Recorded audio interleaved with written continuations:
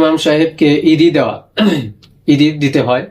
আপনারা তো যথেষ্ট চেষ্টা করবেন ফজর নামাজে, ঈদের দিন ফজর নামাজ পড়তে যাবেন সেই সময় ইমাম সাহেবকে ঈদি দিবেন, কিংবা তার আগের দিন যেটা ঈশার নামাজে যাবেন সেই সময় ইমাম সাহেবকে ঈদি দিয়ে আসবেন।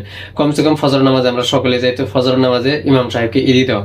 তারপরে যাহারা ফজর নামাজে হয়তো দিতে পারেন না, দূরে ছিলেন, ঈদগাহে ইমাম সাহেবকে ঈদি দিতে পারেন, তাকে হাদিয়া দিতে পারেন। ইমাম সাহেবকে বেশি বেশি হাদিয়া ঈদগাহাতে দিতে লাগে। এবার হাদিয়া দেওয়ার সময় যেটা হাদিয়া হয়তো কোনো কোনো বান্দা জানে না কিভাবে হাদিয়া দিতে হয়, মুসাফা করে হাদিয়া দেয়, সেটা আসলে মুসাফা না, সেটা হাদিয়া দেওয়া হইতেছে, লুকিয়ে দিতে চায়, কাউকে দেখাই দিতে চায় না, সেটা যায়, সেটা অসুবিধা নেই। যেটা আপনি ইমাম সাহেবকে মুসাফা করে হাদিয়া দিতেছেন সেটা মুসাফার হাদিয়া, হাদিয়ার মুসাফা, সেটা ঈদগাহের মুসাফা না, ঈদ উপলক্ষে মুসাফা না, সেটা জায়েজ আছে। আপনি ইমাম সাহেবকে হাদিয়া দিতেছেন লুকিয়ে, মুসাফার সিস্টেমে তাকে হাদিয়া দিতেছেন, বিলকুল জায়েজ আছে, সবাই দিতে পারবেন, দেওয়া লাগে। এটা আমার আপনার একটা আখলাক, আমার আপনার দায়িত্ব, ইমাম সাহেবকে বেশি বেশি করে আপনারা ঈদ